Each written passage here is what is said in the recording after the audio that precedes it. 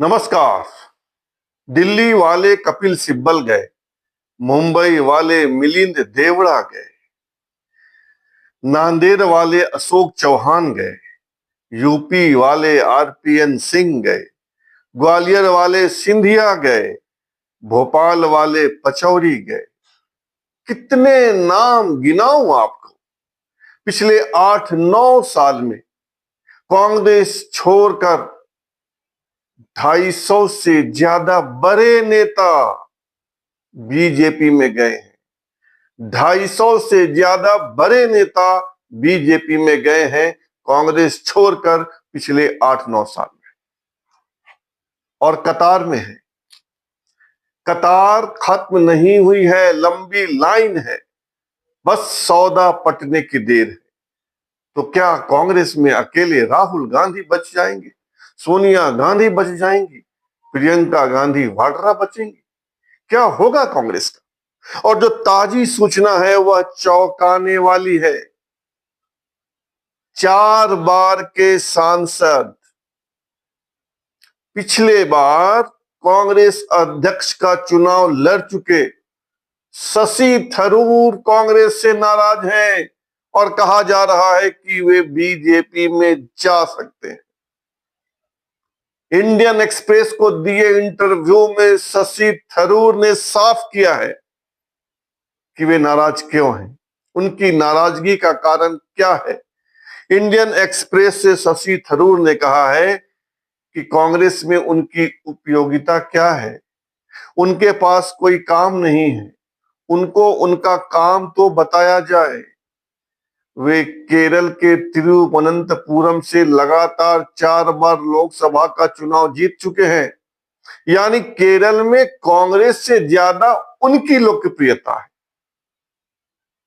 शशि थरूर यह भी कह रहे हैं कि पार्टी यह नहीं समझे, कांग्रेस यह नहीं समझे, राहुल गांधी यह नहीं समझे कि उनके पास विकल्प नहीं है।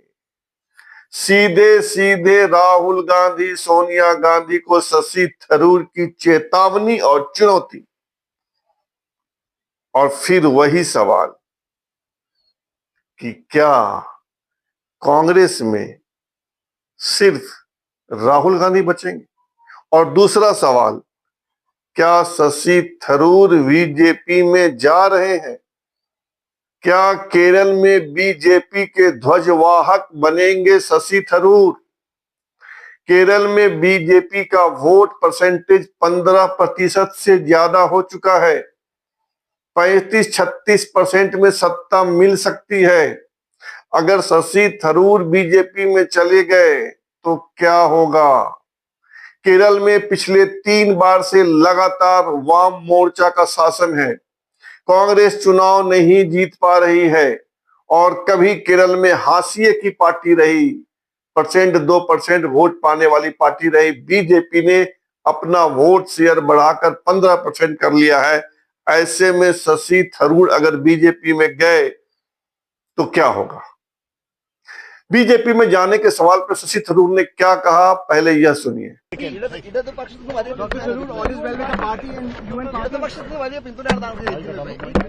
No comment at all any further on anything. Thank you. Go watch the match here. Important match today.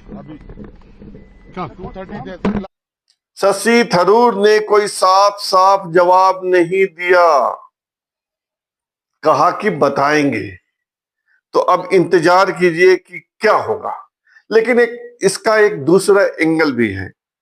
कुछ वरिष्ठ पत्रकारों और राजनीति की नब्ज पर हाथ रखने वालों का कहना है कि केरल में चुनाव है अगले साल और वहां मुख्यमंत्री पद के 2 दावेदार हैं।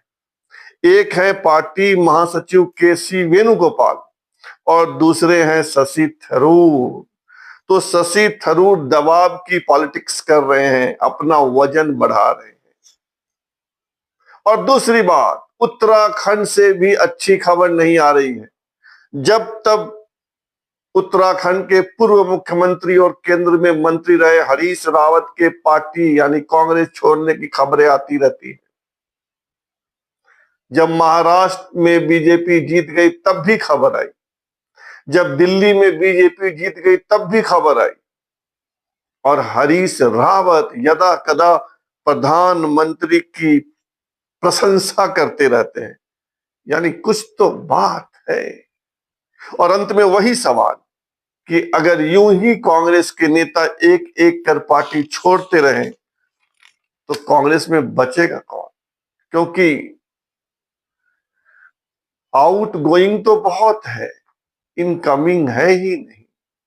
क्या होगा कांग्रेस का, आप बताइए। फिलहाल इतना ही, और आपसे आग्रह है कि आप इस चैनल को सब्सक्राइब कीजिए, ज्वाइन कीजिए, लाइक शेयर और कमेंट कीजिए। शुभ रात्रि, सब खैर।